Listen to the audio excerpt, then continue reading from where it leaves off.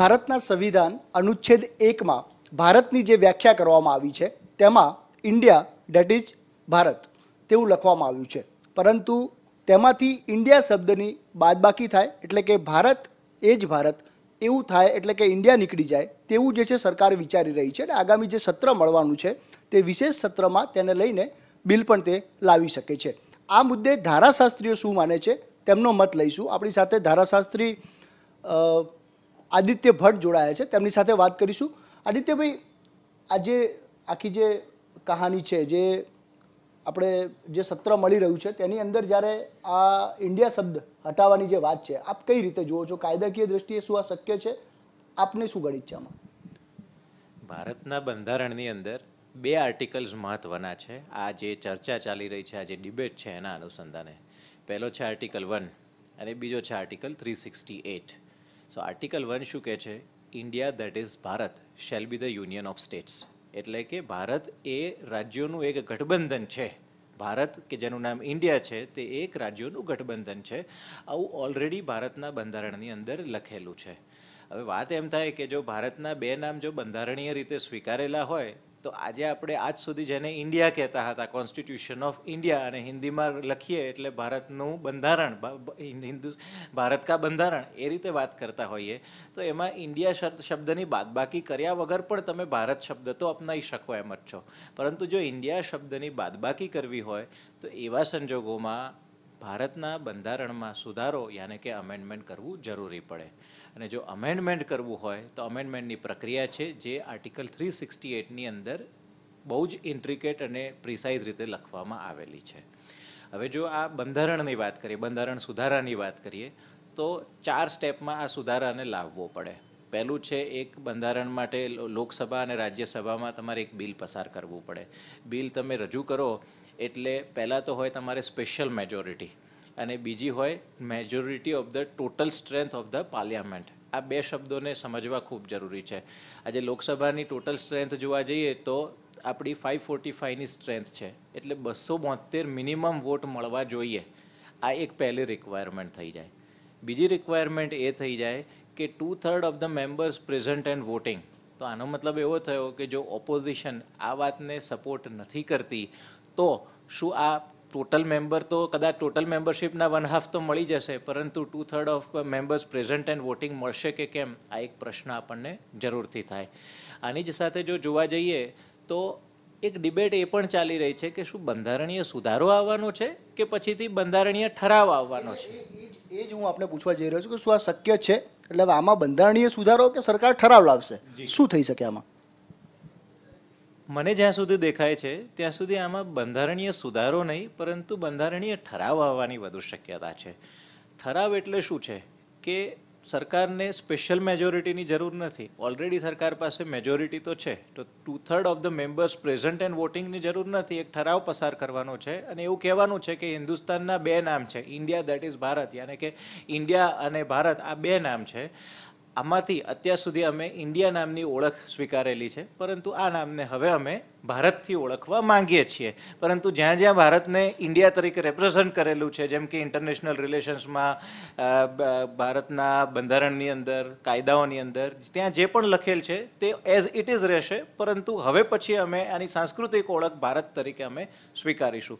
તો ઠરાવ આવે એ શક્યતા વધારે છે, પરંતુ જો તમે લોકશાહીના ગણિતો જોવા જાઓ તો 362 વોટ લોકસભામાં અને એક્ઝેક્ટ કેલ્ક્યુલેશન જોવા જઈએ તો 164 જે વોટ છે એ રાજ્યસભામાં જોઈએ તો આ બંધારણીય સુધારો શક્ય બને. પરંતુ પ્રેઝન્ટ લોકશાહીનું ગણિત જોતા આ આંકડો એચીવ કરવો એ તો મને મુશ્કેલ લાગે છે. એટલે બંધારણીય સુધારો નહીં, પરંતુ બંધારણીય ઠરાવ આવે એવી શક્યતાઓ મને વધારે દેખાય છે. કાયદાકીય રીતે ચલો આપે કહ્યું કે બંધારણીય સુધારો ઠરાવ થાય તેવી શક્યતાઓ છે. ચલો એ થશે ત્યારે તેની ઉપર ચર્ચા કરીશું. પણ એક મુદ્દો એવો પણ થાય કે ધારો કે ઇન્ડિયા જે શબ્દ છે તે આંતરરાષ્ટ્રીય લેવલનો શબ્દ છે, જે ભારત ઇન્ડિયા તરીકે ઓળખાય છે. હવે ઇન્ડિયા નીકળે અને ભારત રહે તો રાષ્ટ્રીય સ્તરે, આંતરરાષ્ટ્રીય સ્તરે એની શું અસરો જુઓ છો આપ?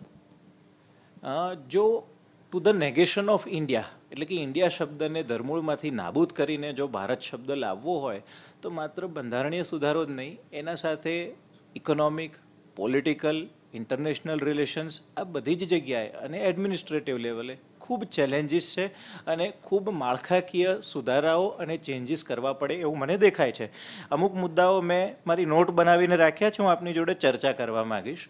એક તો સૌથી પહેલું આપણે જે વાત કરીએ એ પ્રમાણે એક બિલ લાવવું પડે, ઠરાવથી કામ ના થાય. બિલ આવે એટલે બંને હાઉસીસ ઓફ પાર્લિયામેન્ટની અંદર તમારે એને પસાર કરવું પડે, એને પ્રેસિડેન્ટની મંજૂરી આપીને ગેઝેટની અંદર પબ્લિશ કરાવવું પડે.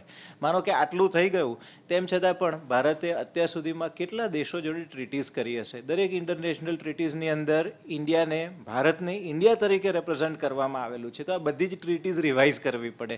તો આ એક ઇન્ટરનેશનલ ઇમ્પ્લિકેશન હશે, જેમાં વર્લ્ડ ટ્રેડ એગ્રીમેન્ટ આવી ગયું, મલ્ટીલેટરલ એગ્રીમેન્ટ્સ છે, એની જ સાથે સાથે દરેક દેશો જોડેના બાયલેટરલ એગ્રીમેન્ટ્સ છે. આ બધા જ સુધારાઓ આપણે કરવા પડે.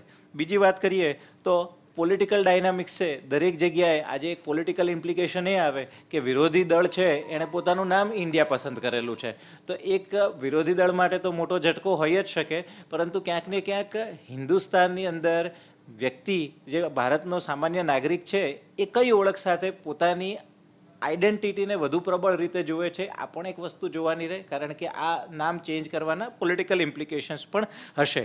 અને એની જ સાથે જેમ વાત કરી કે આપણે એક મેક ઇન ઇન્ડિયા ઇનિશિયેટિવ શરૂ કરેલું છે, ઇકોનોમિક ઇમ્પ્લિકેશનની વાત કરો તો એનું કેટલું બ્રાન્ડિંગ કરેલું છે, વિશ્વ સ્તરીય ભારતની ઓળખ ઇન્ડિયા તરીકે ઓલરેડી એક રેકગ્નિશન મળી ગયેલું છે. જેમ મેં એક્ઝામ્પલ આપ્યું કે સરકારે પોતે મેક ઇન ઇન્ડિયા ઇનિશિયેટિવ ચાલુ કરેલું છે, તો હવે મેક ઇન ભારત કરવું અને એવી જ રીતના જેટલી જગ્યાએ આપણે આપણા જે ઇન્ટરનેશનલ બ્રાન્ડિંગ્સ કરેલા છે એને સુધારવા, that will be a big challenge. એ માર્કેટિંગનો અને બ્રાન્ડિંગનો ઇસ્યુ છે, પરંતુ જ્યારે ગ્લોબલ પરસેપ્શનની વાત આવે ત્યારે આ મુદ્દાની પણ ચર્ચા કરવી રહી આપણા માટે. બીજી વાત એ છે કે ઇન્ટરનલ કોહેઝન, એટલે કે ક્યાંક ને ક્યાંક સાંસ્કૃતિક રીતે ભારતીયો પોતાની જાતને ભારતીય ગણે છે કે ઇન્ડિયન ગણે છે, અને એના આધારે આ જે નવી ઓળખ મળે છે એને સ્વીકારે છે, નથી સ્વીકારતા, અથવા તો ક્યાંક એમ્બિવેલન્ટ રહે છે, એ પણ એક ચર્ચાનો વિષય બની રહેશે. સાથે સાથે જો ટેકનિકલી જોવા જઈએ તો એવું છે કે જેટલી જગ્યાએ ડિજિટલ ઇન્ફ્રાસ્ટ્રક્ચર છે, આજે ટેલિકોમ યુનિયન છે તો ત્યાં આગળ +91 code is allotted to India. એવી જ રીતના જિયોગ્રાફિકલ ઇન્ફોર્મેશન સિસ્ટમની જ રીતે જોવા જઈએ જીપીએસ, તો જીપીએસમાં આજે ભારતના કોઓર્ડિનેટ્સ છે એ ઇન્ડિયા સાથે સંકળાયેલા છે. તો ટેકનિકલી, ઇન્ટરનેશનલી, ઇકોનોમિકલી એ બધા જે ચેલેન્જીસ આવશે એ સરકારે ડીલ વિથ કરવા પડશે. અને સાથે સાથે જો જ્યુડિશિયલ, કારણ કે એક વકીલ તરીકે સૌથી પહેલાં તો મારે આ વસ્તુની વાત કરવી જોઈએ કે જો જ્યુડિશિયલ ઇમ્પ્લિકેશન આવે તો એવું બની શકે કે જો ભારતનું નામ ઇન્ડિયાના નેગેશન સાથે, ઇન્ડિયા ધેટ ઇઝ ભારતમાં કોઈ પ્રોબ્લેમ નથી, પરંતુ ઇન્ડિયા નામ હટાવીને જો ભારત કરવામાં આવે તો હું સમજુ છું ત્યાં સુધી ક્યાંક ને ક્યાંક એને કોન્સ્ટિટ્યુશનલી ચેલેન્જ કરવામાં આવે. એવું કહી શકાય કે આ બેઝિક સ્ટ્રક્ચરનું શું વાયોલેશન છે, આવો એક પ્રશ્ન કરવામાં આવે તો જ્યુડિશિયરીની સ્ક્રુટિની પણ ક્યાંક ને ક્યાંક ફેસ કરવી પડે, અને જ્યુડિશિયરીની સેન્કશન મળે તો આ બિલ પસાર થયેલું હોવા છતાં એને કાયદાકીય માન્યતા મળે. આવા સ્ટેજીસ મને દેખાય છે. ચેલેન્જીસ તો ઘણા બધા છે, પણ આદિત્યભાઈ વિશ્વ ફલક પર જોવા જઈએ તો ઘણા બધા દેશો છે, તેમાં બંધારણમાં સુધારો કરી અને આ રીતે નામ ચેન્જ કરવામાં આવ્યા હોય એવો કોઈ એક્ઝામ્પલ ખરો? ઘણા એક્ઝામ્પલ્સ છે. બે રીતના એક્ઝામ્પલ્સ છે કે બંધારણીય રીતે નામ ચેન્જ કરવામાં આવ્યું હોય એવા અમુક એક્ઝામ્પલની વાત કરું તો બર્માનું નામ મ્યાનમાર કરવામાં આવ્યું, સિલોનનું નામ શ્રીલંકા કરવામાં આવ્યું, અને આ નજીકના ભૂતકાળની વાત છે. જેમ કે 1989ની અંદર બર્માનું નામ મ્યાનમાર કર્યું, અને 1972ની અંદર શ્રીલંકાનું નામ સિલોનમાંથી શ્રીલંકા કરવામાં આવ્યું, અને એક રીતે જોવા જઈએ તો 1971ની અંદર ઈસ્ટ પાકિસ્તાનનું નામ હિન્દુસ્તાને બાંગ્લાદેશ કરી દીધું.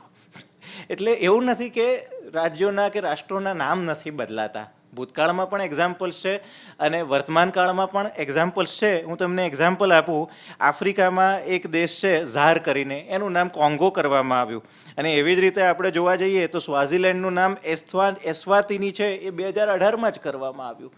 એટલે જોવા જઈએ તો એવું નથી કે જો ઇન્ડિયા ધેટ ઇઝ ભારતમાંથી આપણે ઇન્ડિયા નામ કાઢી નાખીએ અને ભારત સ્વીકારીએ છીએ તો we will be the first country to do this.